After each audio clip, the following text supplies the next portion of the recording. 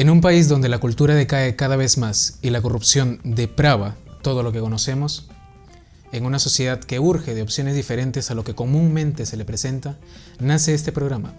Soy Jesús Cisneros y cada sábado a las 6 de la tarde saldrá su programa Voces Disidentes. Sean bienvenidos.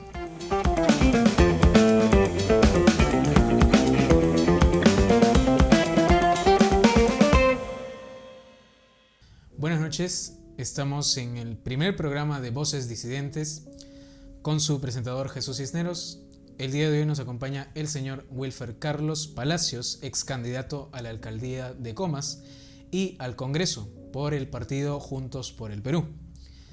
El día de hoy vamos a tocar temas importantísimos, interesantes y necesarios, dada la coyuntura y la situación por la que está atravesando nuestro país.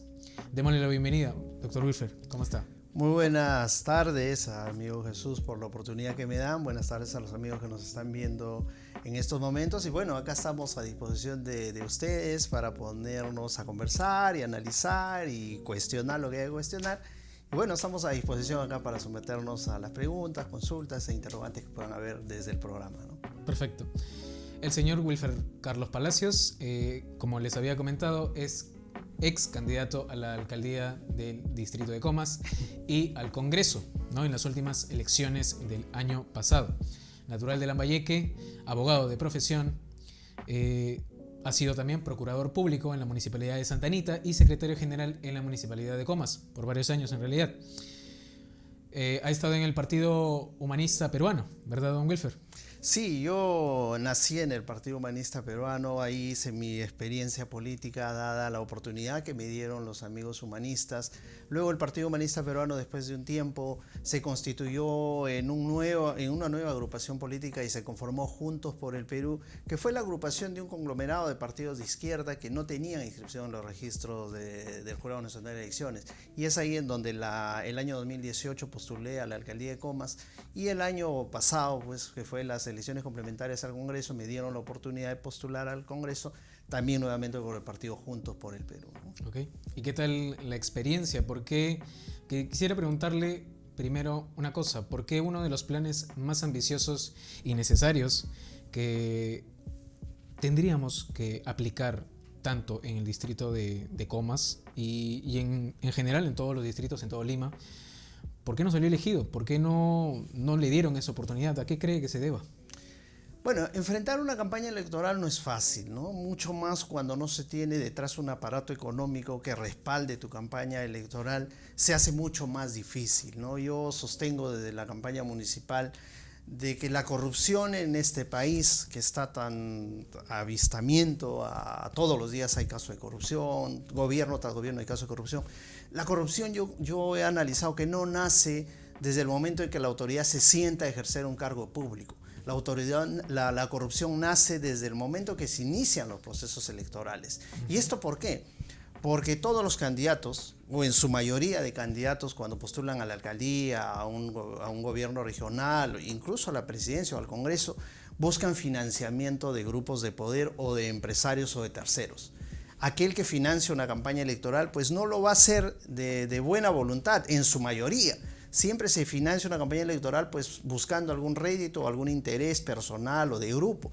En consecuencia, enfrentar a estos grupos de poder en una campaña electoral es difícil. Yo inicié mi campaña electoral financiado por mis propios recursos, ¿no? Yo hice mucho esfuerzo a través de mi sueldo, destiné parte de mis recursos a mi campaña. Por ahí la gente que me empieza a acompañar, viendo la posibilidad que yo tengo de hacer verdaderos cambios en Comas, también nos apoyamos, hacíamos actividades, pero siempre la publicidad es mínima frente a aquellos candidatos que detrás tienen una operatividad económica fuerte, ¿no? Llenan el distrito, por ejemplo, de Comas, llenecito de publicidad. Acordémonos del ex teniente alcalde del distrito que postuló con una maquinaria enorme, el actual alcalde, financiado por ex alcaldes de otros distritos donde apostaron económicamente a su campaña y te avasallan con publicidades. Y frente a eso pues es difícil, pero a pesar de ello yo asumí el compromiso porque creo yo que esta situación tiene que cambiar. Quizás en algún momento va a cambiar, quizás no cambie conmigo, pero el haber hecho este tipo de campaña me implica a mí ser una oportunidad, una alternativa para la gente que cree en la política decente. Y existe la política decente. Hay buenos candidatos, hay buenas personas que realmente quieren trabajar por el beneficio de su comunidad.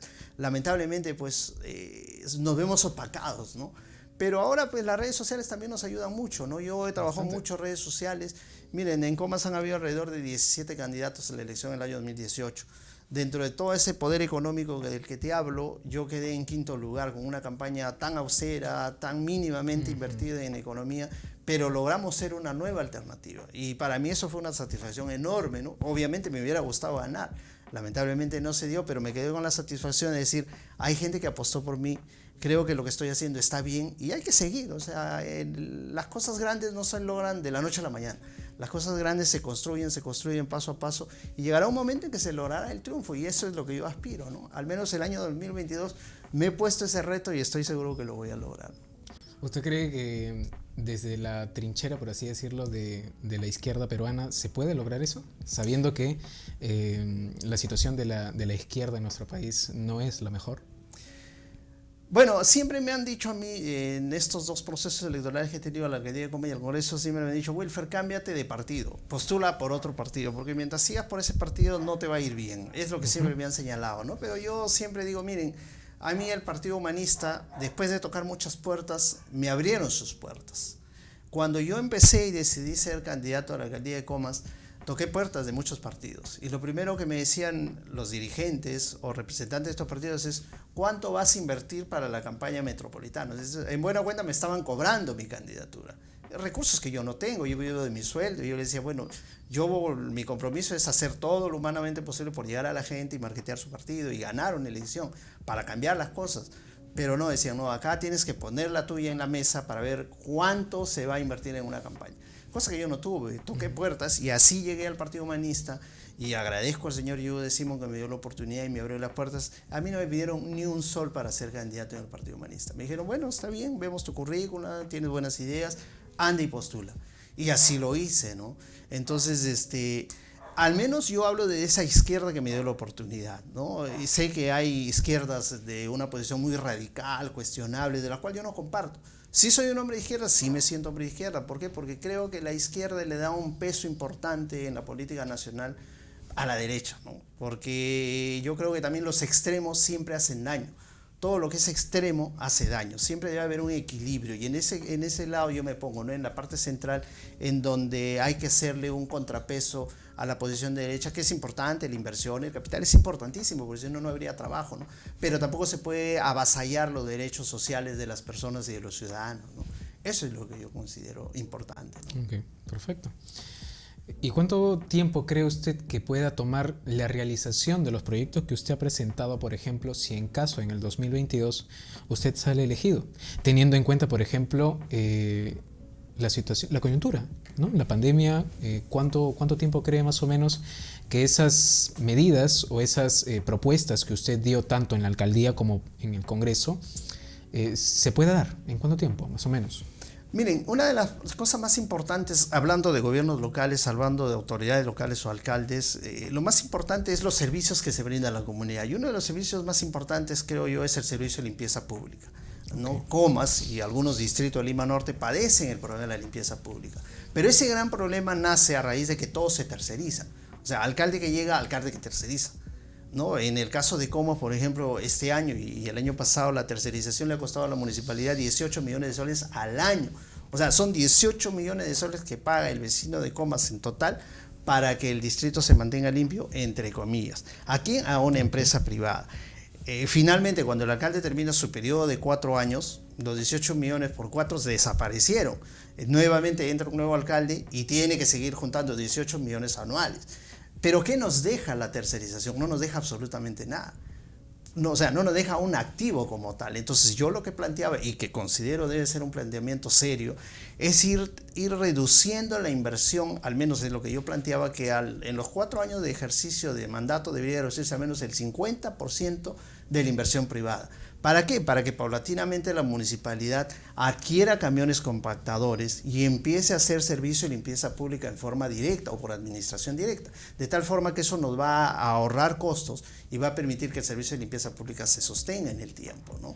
Terminados los 4 años, tenemos un servicio del 50% y bueno, vendrán otras autoridades. Si siguen con esa tendencia, podríamos tener, creo yo, en 2 gestiones con otro alcalde, ya el 100% del servicio de limpieza pública. O sea, son cosas importantes que hay que analizar entre el costo que significa mantener un servicio, ¿no? Bueno, y después tuvimos también planteamientos en temas de seguridad ciudadana, que es un tema muy importante. La gente recurre mucho en el tema de la seguridad ciudadana. Pero bueno, vivimos en una situación prácticamente difícil por el tema de la pandemia. Lamentablemente los recursos públicos se están gastando, obviamente, por enfrentar esta pandemia. Yo creo que los años que se vienen van a ser años muy difíciles, muy complicados, en donde tenemos que elegir con sapiencia a las autoridades, ¿no? No podemos elegir autoridades que nos lancen al abismo.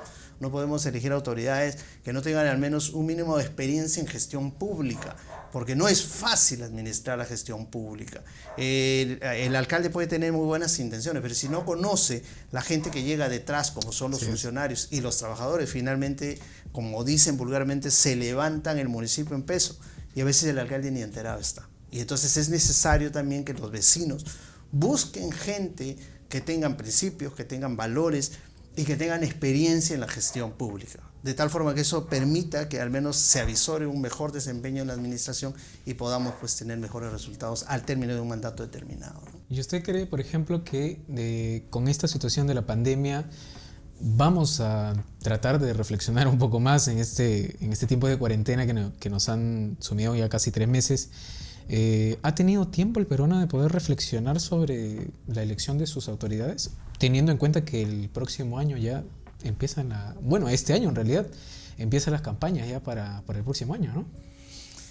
Bueno, yo creo que el ciudadano difícilmente en estos meses de cuarentena hemos reflexionado. Yo creo más hemos estado abocados un poco más al reencuentro familiar, que también la vorágine de la vida y de la sociedad nos mantiene alejados, ¿no? Pero en mi caso, por ejemplo, yo he tenido un reencuentro más con mis hijos, he aprovechado más el tiempo con mis hijos, he disfrutado mucho más de la presencia de ellos, acompañarlos en estas últimas semanas, por ejemplo, el tema de la educación. O sea, yo creo que así como yo, muchos ciudadanos han estado en ello, ¿no?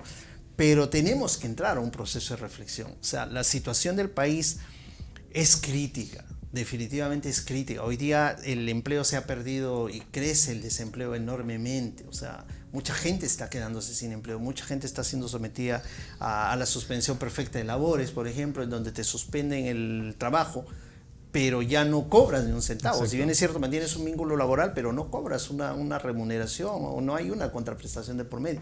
Entonces, ¿qué hace la gente ahorita? Hay una situación de desempleo preocupante.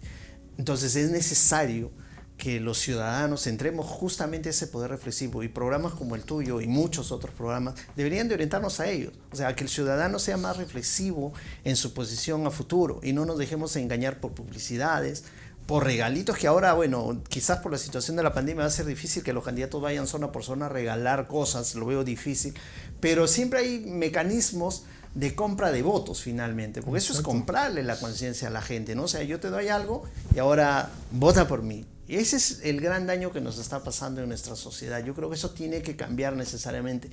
Votemos por gente que lance propuestas coherentes, propuestas que nos lleven a mantener el crecimiento económico de este país y nos permitan a futuro avisorar algo importante, quizás ya no para nosotros, sino quizás para nuestros hijos, quizás para otras personas, para sus nietos. Porque bueno, ya en mi caso ya estoy más de 40 años, no digo que mañana me moriré, solo Dios lo sabe, pero ya estamos cumpliendo un rol en nuestra sociedad y detrás nuestro vienen otras personas que son nuestros hijos, en otro caso nuestros nietos, y sobre eso tenemos que pensar bastante para las próximas elecciones del año 2021, ¿no? Ya ha tocado un tema interesante, la juventud, los que están destinados a tratar de cambiar o al menos dejar una base, ¿no? Dentro de estos años que vienen. Y como usted refiere, estos años que vienen son bastante difíciles, dado nuestro sistema precario de salud, dado nuestro sistema también precario de educación. ¿Qué avisora usted para la juventud, para los más pequeños, para las generaciones más próximas? ¿Hay esperanza? ¿Hay alguien que aparte de usted, por ejemplo, pueda seguir en ese camino? Yo creo que la esperanza no hay que perderla, ¿no? O sea, definitivamente situaciones como estas quizás no la volvamos a ver de aquí a muchos años, pero hemos vivido situaciones distintas en otros tiempos, por ejemplo la guerra con Chile o en los años 85, la inflación violencia enorme que vivió el país, ¿no? O sea, hemos vivido situaciones difíciles, no como esta, pero situaciones difíciles. Exacto. Y la esperanza nunca la perdimos, ¿no? Yo en mis tiempos, por ejemplo, estudiante de colegio público, me esforcé, logré ingresar a la universidad pública, me esforcé, logré ser profesional. O sea, la esperanza no hay que perderla, y la juventud que hoy nos está escuchando, que hoy nos está viendo, tampoco tiene que perder esa esperanza y la ilusión de un mañana mejor. Esa ilusión de un mañana mejor tampoco va a venir pues del cielo, por más creyente que seamos. Esa ilusión de un mañana mejor va a venir en el esfuerzo personal que cada uno de nosotros haga, cada día en algo nuevo, en algo importante que hagamos en nuestra vida, va a generar un verdadero cambio, ¿no? Como yo siempre le digo a mis hijos, que también ya tengo un hijo de 17 años, le digo, siempre hay que leer, siempre hay que estudiar, no hay que contentarnos con lo que el profesor de la universidad nos dice. O sea, si el profesor de la universidad nos dice A, pues analiza si es verdad que es A, o de repente es B, o de repente es C. O sea, no te quedes con esa información. Indaga, investiga. Y en estos tiempos, la juventud tiene mejores oportunidades que quizás nosotros de mi generación. O sea, ahora hay mucha información en las redes sociales, sí, mucha información del internet. Miren nomás ahora qué tan importante, por ejemplo, el tema del Zoom, ¿no? Donde la gente se puede conectar en forma directa, en forma virtual, y puede hacer conferencias, puede hacer teleconferencias. Yo, por ejemplo, hago celebración de cumpleaños, dada la pandemia, con mis padres, que no los puedo visitar por cuidarlos, porque ya son personas que están en una edad muy importante de su vida y que son personas de riesgo. Por ejemplo, su cumpleaños, usamos el Zoom, nos comunicamos y celebramos el cumpleaños virtualmente. Yo creo que esa herramienta que son las redes sociales puede permitir a la juventud cambiar los destinos de nuestro país. Ahí se puede buscar mucha información, pueden adentrarse en muchas cosas que les puede avisorar algo importante en su vida, ¿no? Perfecto. Y tocando el tema de la educación, por ejemplo, estas plataformas que han surgido, bueno, ya existían desde hace algunos años, pero que han cobrado un protagonismo mayor en estos últimos tiempos.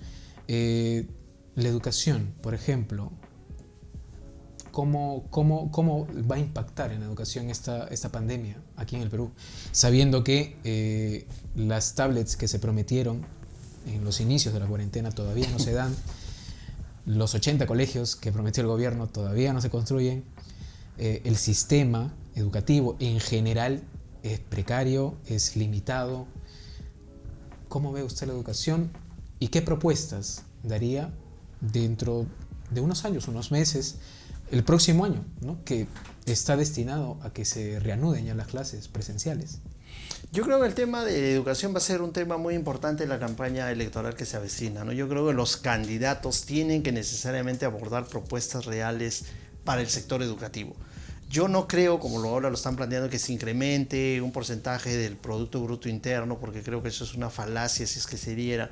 Yo creo que lo que se debe de evaluar en estos momentos es qué se va a hacer en el futuro con la educación, asumiendo que el tema de la pandemia no acabe. O sea, no hay nada que nos garantice que a diciembre ya no va a haber el virus. Exacto. O que a diciembre ya va a haber una vacuna. Y si la hubiera, no es que al día siguiente los millones de peruanos ya están vacunados y ya somos inmunes. No, yo creo que eso va a tomar su tiempo.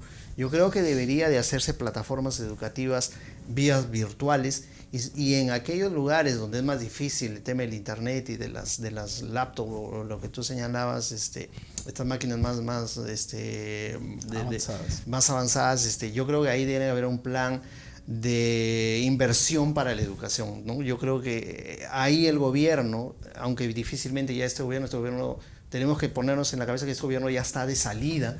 Y lo que va a hacer el presidente Vizcarra en los próximos meses es simplemente mantener el status quo. Ya no creo que haya grandes cambios, porque estamos ya a puerta de nuevas elecciones, ¿no? En abril del próximo año son las elecciones presidenciales. En noviembre y en julio hacemos el cambio de nuevas autoridades. Entonces, yo creo que tenemos que analizar a los candidatos, a los partidos políticos, qué van a ofrecernos en educación. Y no solo para el sector educación, hablando de Lima, sino el sector rural, donde y mucha gente habrá visto, por ejemplo, niños llevando su radio a las alturas de un cerro para poder tener la señal de la educación pública, porque en sus sectores no hay medios de comunicación o acceso a mejor comunicación. Entonces, por ejemplo, esa realidad también tenemos que abordarla. O sea, no solo pensar en nuestra realidad limeña o central, sino también pensar en el peruano de rural, o sea, cómo ellos están siendo afectados en la educación. Mucha gente no tiene acceso a una computadora en esos medios, mucha gente no tiene acceso a un internet. Esas personas están sufriendo hoy día una situación de crisis en la educación, ¿no? Entonces yo creo que ahí los programas de gobierno tienen que adentrarse. Yo creo que sí debe haber una mayor inversión, por ejemplo, ¿no?, en digitalizar la educación, porque se ha dado muestras ahora a raíz de este problema que la educación digital es importante. Si bien es cierto, la presidencial nos permite interrelacionarnos, pero frente a coyunturas como estas, la digitalización de la educación sí ayuda. Yo veo las clases de mi hija, por ejemplo, y le escucho a la profesora y también sin querer estoy aprendiendo nuevas cosas que de repente en mi niñez no la aprendí, ¿no? O nuevas tendencias de la educación. Y mi hija sí aprende, o sea, sí es importante la digitalización de la educación. Y creo que hacia eso deberíamos irnos en el futuro. No cortar el tema de la educación presencial, pero también se debe hacer y orientar a ello, ¿no? Por ejemplo, como yo un poco, y ahí de repente me desvío un poquito del tema, yo, por ejemplo, cómo adquirí algunas cualidades para mejorar mi personalidad en cuanto a mi proceso político, por ejemplo, ¿no? A través de las redes sociales. Buscaba, por ejemplo, ¿no?, cómo debe ser un candidato, cómo debe pararse un candidato, qué debería hablar un candidato, cómo debería expresar un candidato, cómo enfrentar a un candidato en una entrevista, cómo debería de hablar el candidato en público. Y eso no lo aprendí en un curso presencial, lo aprendí a través de las redes sociales, siguiendo algunas páginas de gente que conoce estos temas, y empecé a estudiar y a escuchar y a aprender, ¿no? Entonces, así como yo, se debe replicar también la educación para las personas que no tienen acceso a pagar de repente montones de dinero en colegios públicos, en colegios privados, y digitalizar la educación y usar los medios, ¿no? Yo ayer, por ejemplo, recordaba a través de una publicación que me hicieron en Twitter y lo he replicado en mi Facebook, una fotito, no sé si ustedes recordarán, de repente tú no, pero tus padres de repente sí, una fotito que me hacía recordar a la familia Ingalls. La familia Ingalls era un programa que daban en la televisión hace muchos años cuando yo era niño, y te mostraba el desarrollo y la lucha de una familia que trabajaba muy unida, y llena de valores, ¿no?, en donde se enfrentaba a situaciones con sus vecinos que también querían crecer de repente de forma cuestionable frente a principios y valores, y esta familia se mantuvo firme, unida en principios. Finalmente crecieron y finalmente se desarrollaron, ¿no? Por ejemplo, ese tipo de programas también debería replicarse en la televisión peruana, ¿no? No poner unos programas que de repente nos retrasan mentalmente, y ahí las autoridades deberían de incidir mucho más, ¿no? ¿Qué de información nos dan los medios de la televisión peruana a los peruanos en señal abierta, ¿no? Ahí también debería de focalizarse, ¿no?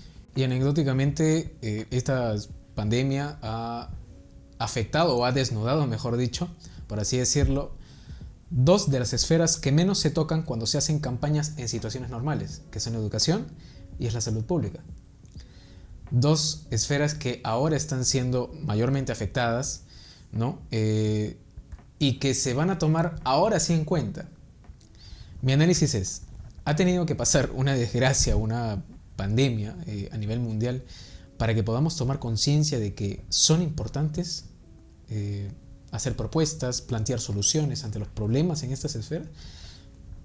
Creo que en ese aspecto, ¿no? Como usted refiere, esta campaña va a tener mucho contenido en cuanto a estos dos temas, ¿no? Educación y salud pública. De hecho, la salud pública es un tema importante que se tiene que abordar por las propuestas presidenciales de los diversos candidatos, ¿no? En Comas, por ejemplo, se viene peleando por la construcción, modernización del hospital de Coyique, por ejemplo, ¿no? Un hospital que está abandonado. Hay un tremendo terreno ahí y abandonado que muchas veces sirve para cocheras, y cuando debería de mejorarse, invertir, por ejemplo, en ese hospital que le da atención de salud a todo Lima Norte, no vienen hasta gente de Canta a atenderse en el hospital de Coyique. Sin embargo, cuando tú ves una situación precaria en los nosocomios, en los lugares de atención, el personal está mal atendido, mal pagado, obviamente hay un mal servicio. Entonces yo creo que ahí se tiene que abordar una enormidad. Y hay algo muy importante, ¿no? No todo es privatizar tampoco. Exacto. O sea, se hablaba a veces del lado de la derecha, de la izquierda. Por eso yo siempre digo, no debe haber siempre un contrapeso, ¿no? O sea, ahora esta pandemia nos está dando cuenta que por el lado del sentir de la izquierda es importante también valorar el pensamiento de la izquierda. ¿Por qué? Porque imagínense, si todo fuera inversión, miren las clínicas privadas cuánto han estado cobrando, ¿no? 38.000 soles, 50.000 soles que tienes que dejar para que te acepten como paciente, para que te atiendan en esta pandemia. cuando debería de invertirse mayores recursos al sector salud para tener hospitales modernos, ¿no? Hospitales que estén preparados para enfrentar no solo esta pandemia. Se habla de que en el futuro van a haber otros virus y otras pandemias. Se habla de que eso se va a dar en el futuro. ¿Cómo nos estamos preparando? No, que no sea esta situación que hemos pasado como lo que suele pasar año tras año con los huaicos, ¿no?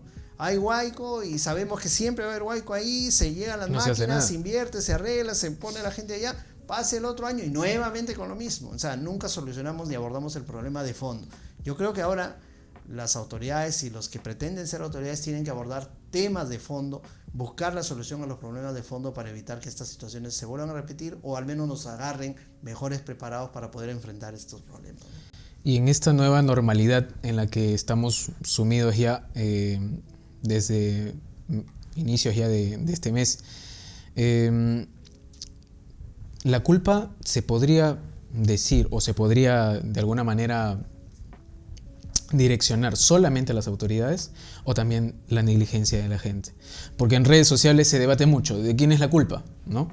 Pero lo que no se autoanaliza, por así decirlo, o lo que no se concluye es que también la gente, si bien es cierto, tiene la necesidad de trabajar, pero a veces no hace caso a las indicaciones que las autoridades puedan dar.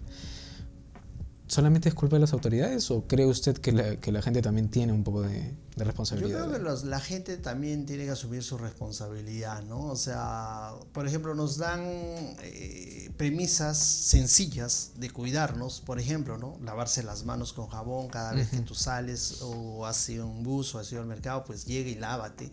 Usa tu mascarilla cuando sales y te encuentras con gente que no es de tu entorno o no es de tu círculo. En su momento respetar las horas de cuarentena, de no salir en determinadas horas. O en su momento en que te decían, puede salir una sola persona y sin embargo veías en la calle 2, 3 personas. O algunas personas irresponsablemente con niños exponiéndolos en un mercado. O sea, y la gente también tiene que aprender, ¿no? Como yo siempre digo, en nuestro país nos falta mucha educación ciudadana. O sea, los peruanos somos muy buenos, los peruanos sabemos las cosas que deberíamos de hacer para mejorar, pero nos falta educación. Lamentablemente la educación, y hablo no solo de educación a nivel pedagógico, del magisterio, sino hablo de educación ciudadana que debería darse en las familias. O sea, la primera educación que un ser humano recibe es en el hogar. O sea, si el padre no respeta a la madre, el hijo menos va a respetar a la madre. Si el hijo no respeta a su hermano, menos va a respetar el hijo a un amigo en el colegio. O sea, lo va a insultar, le va a hacer bullying, le va a pegar, va a abusar. Si en la casa no le enseñamos a los hijos a ser ordenados, menos ordenados van a ser en la calle.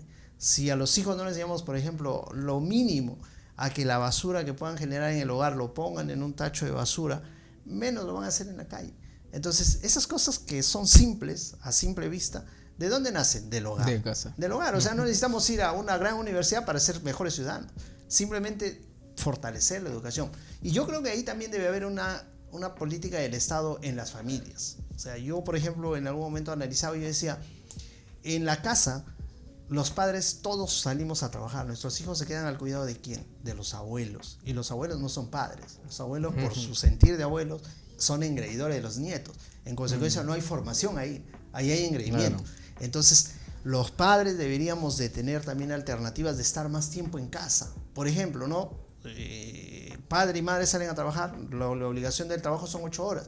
Pero ¿por qué no a una madre que tiene un hogar de 1 o 2 hijos, pues reducirle las horas de trabajo? De repente ya no 8, 6, para que se dedique un tiempo también a su hogar. O darle libertades por ejemplo, permisos para que vayan a acompañar a sus hijos al colegio cuando hay una actuación.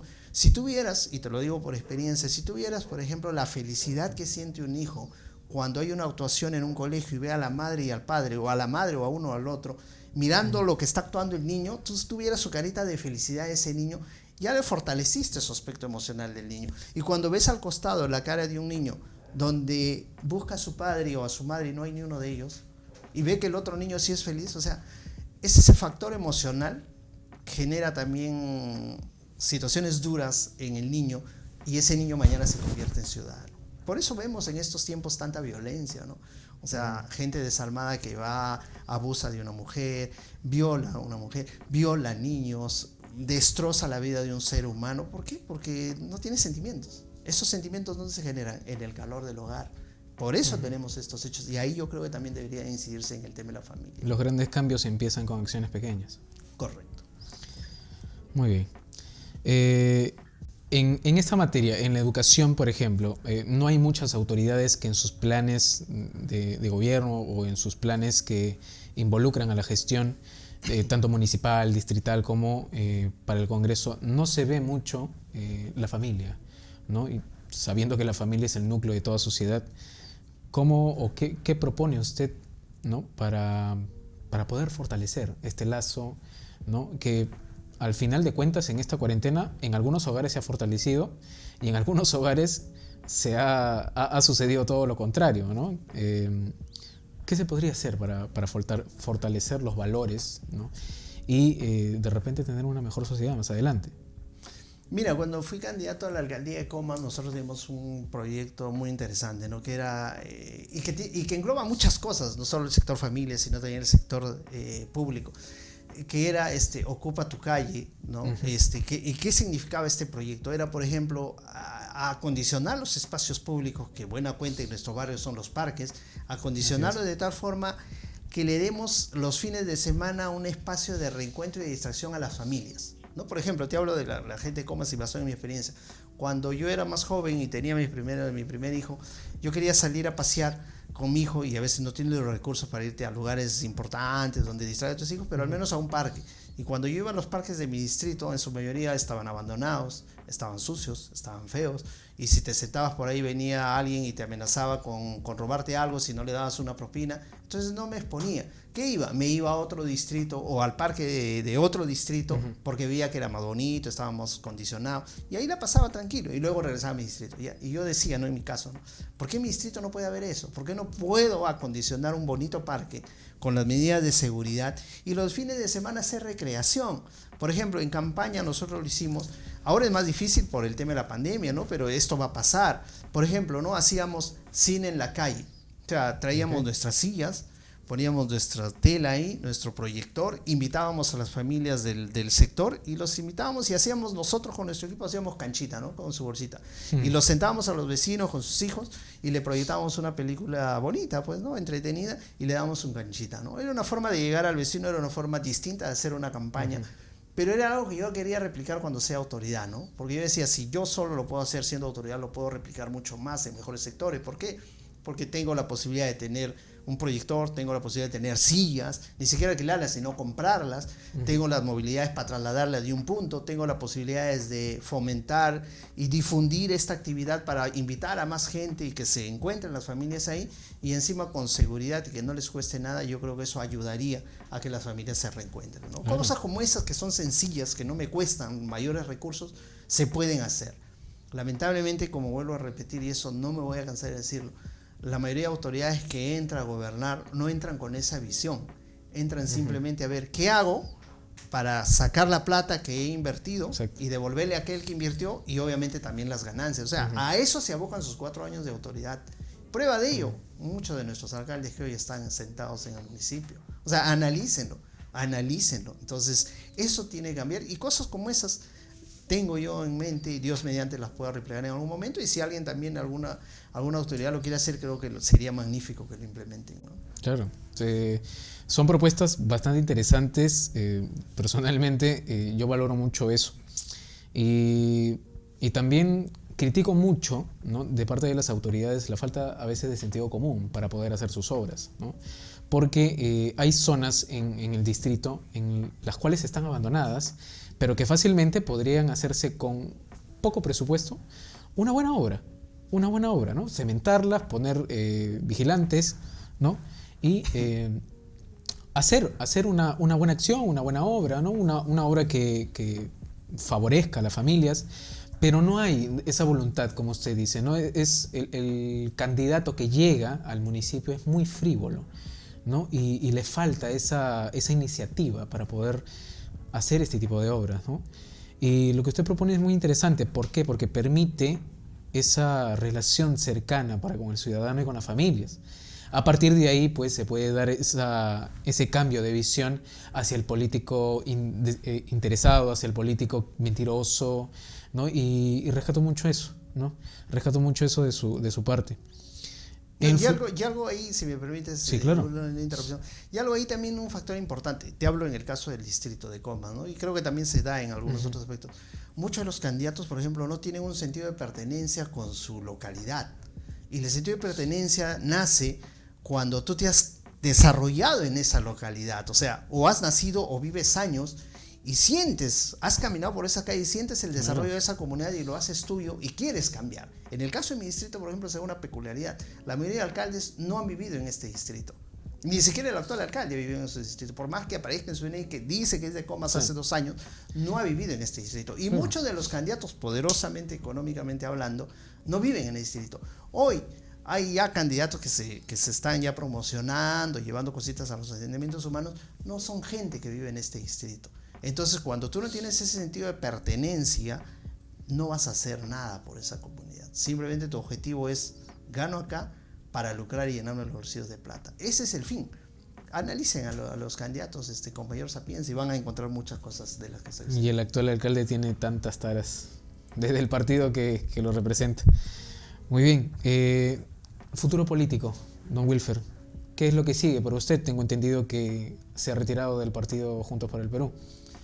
Sí, bueno, yo lo puedo decir con mucha tristeza. Tuve que tomar una decisión de alejarme ya de Juntos por el Perú.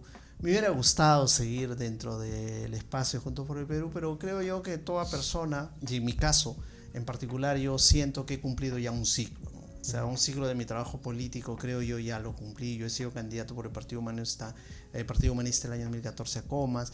El año 2018 fui candidato por Juntos por el Perú, que es la base del Partido Humanista, que nació del Partido Humanista. Representé a Juntos por el Perú en la elección congresal pasada. Y bueno, los resultados, yo he ido creciendo elección tras elección y creo que cumplí un ciclo, ¿no? Yo creo que ya la orientación que actualmente tienden a tener los dirigentes de Juntos por el Perú es una orientación que no coincide con mi visión de trabajo, definitivamente. No los cuestiono, pero ya no voy por esa línea donde irse a un ala más radical, no coincido con ello. Yo siempre soy un poco más de centro y creo yo que he cumplido un ciclo, ¿no? Y ahorita soy un político independiente. Me han tocado las puertas algunas agrupaciones políticas para invitarme. Estoy en un momento de análisis y de evaluación, qué es lo más conveniente en función a mis principios y valores. Estoy analizando y en su momento tomaré una decisión. Espero no equivocarme en esta decisión que tome, porque bueno, cuando tú haces un análisis de las diversas agrupaciones políticas, pues todos tienen algunas cuestiones que criticar. O sea, no hay ninguna agrupación política, digamos, esta agrupación política es la indicada y está limpia y vete aquí. No. Si tú haces un análisis en general, todas tienen algo de crítica, algo cuestionable, pero finalmente son las agrupaciones que existen y finalmente tengo que anclar en una de ellas con los principios y valores que tengo, pensando en un futuro político, continuarlo en mi distrito, Dios mediante. Y vamos a ver qué nos depara el destino, ¿no? Yo me pongo a disposición de lo que el destino me depare, siempre buscando el bienestar para mí, para lo que yo anhelo, ¿no? ¿Y por qué no crear un nuevo partido? No es que le esté dando la idea, ni mucho menos, pero ¿a quién no se le ha ocurrido, por ejemplo, en algún momento incurrir en política y formar un nuevo partido viendo que la mayoría, por no decir todos los partidos políticos que tenemos, tienen manchas, ¿no? Están sucios por algún lado, por alguna autoridad, por algún representante? ¿Por qué no formar un nuevo partido? No hay ideas, no hay representantes, o se está tratando de convivir con esta curiosa manera de embarrarse con las autoridades que representan partidos, ¿no? Me lo han planteado, lo he analizado, pero cuando haces un análisis más a profundidad del costo que significa conformar un partido, pues definitivamente no estaría dentro de mis posibilidades. ¿Por qué? Porque esto implica tener bases no solo a nivel local, sino te hablo a nivel nacional, en donde implica que la persona que oriente la construcción de un partido pues tenga que moverse en todos los lugares del país, en buscar gente que se afilie, organizar comités distritales o locales, aperturar locales del partido en todo el territorio nacional. O sea, es una empresa muy complicada. No te digo que imposible, pero es una empresa muy complicada económicamente hablando para mí porque no tengo esos recursos. Si tú analizas, por ejemplo, los últimos partidos que se escribieron, de las personas que financiaron, son personas económicamente poderosísimas, a la cual yo no tengo esa posibilidad. Entonces yo digo, bueno, hay agrupaciones políticas, quizás algunas que tienen ciertos cuestionamientos, unas más que otras, pero uno ingresa con sus principios y valores, ¿no? Y uno ingresa a sumar a esa agrupación, y si te dan el espacio, Dios mediante me den la oportunidad, y prevalezcan mis principios y valores por encima de los intereses particulares que como todo político pueda tener, creo yo que me sentiría a gusto, y creo yo que podría más bien fomentar que esos principios y valores y objetivos y visiones que tengo se implementen al interior de una agrupación política, ¿no? Hay algunas, como te digo, ya me han hecho invitaciones, hemos conversado ya con algunas, les he hecho mi perspectiva, mi visión, lo que yo quisiera y cómo también sumaría yo. Y bueno, estoy en ese análisis, como te digo, yo creo que muy pronto voy a tener la oportunidad de decir a qué agrupación política me estoy yendo.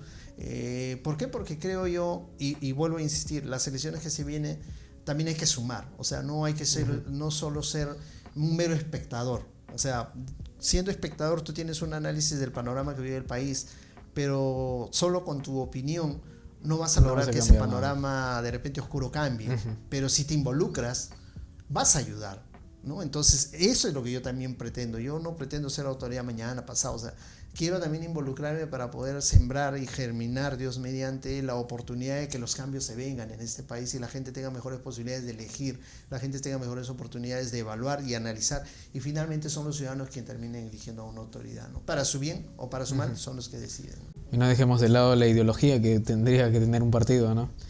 Dos de los partidos más importantes del siglo pasado, el APRA y el Partido Comunista del Perú, prácticamente, bueno, uno ya no está, ya no existe, y el otro está en esa misma línea, ¿no? Por los escándalos que ha tenido su líder, ¿no? Que ahora, bueno, pretende ser un héroe antes que aceptar sus errores. Se ha dejado de lado este tema de la ideología de un partido, de una idea clara, de una propuesta sólida. ¿Necesitan los partidos políticos una ideología o necesitan saber cómo gestionar su gente, sus autoridades? Yo creo que la ideología siempre debe ir también de la mano del trabajo técnico de lo que se quiere, ¿no? Porque si tú no tienes ideología, no tienes ideas y no tienes una ruta de a dónde quieres ir, difícilmente vas a lograr ese objetivo, ¿no? En estos tiempos yo creo que más ha primado el pragmatismo, definitivamente, ¿no? Se es pragmático, o sea, en estos tiempos si tú analizas las últimas elecciones, no las últimas, casi en las últimas elecciones, tanto presidenciales, municipales, regionales, prima el pragmatismo. Quien invierte más es el que termina ganando. Ya no hay ideología, o sea, ya no discutimos, muchas veces ni se discute si eres de tendencia de izquierda ni derecha, más se está analizando la inversión. Analicemos en las últimas elecciones, ¿no? Recordemos, por ejemplo, hubo un candidato que creo en la región Ancash, terminó señalando que iba a pagarles mensualmente a sus ciudadanos, no recuerdo si 1.000 o 500 soles mensuales, y votaban por él. O sea, miren, ahí no hay ideología. Hasta donde hemos llegado, ¿no? Ahí no hay ideología, definitivamente. Ahí hay un pragmatismo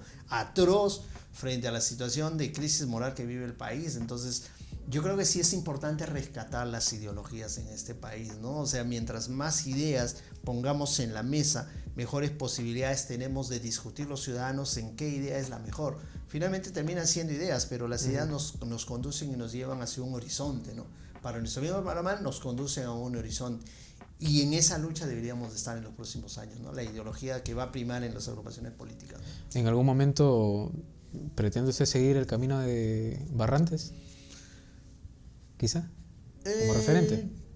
Bueno, Alfonso Barrantes lo recuerdo cuando era niño, él incluso llegó al distrito de Comas. Recuerdo cuando yo estudié en el colegio San Judas Tadeo, y ahí llegó frente a la municipalidad a promocionar en esos años el programa El Vaso de Leche. Es un personaje de la historia de nuestro país importantísimo, que dio mucho por el país y por la gente más necesitada, con mucho cariño y respeto lo digo.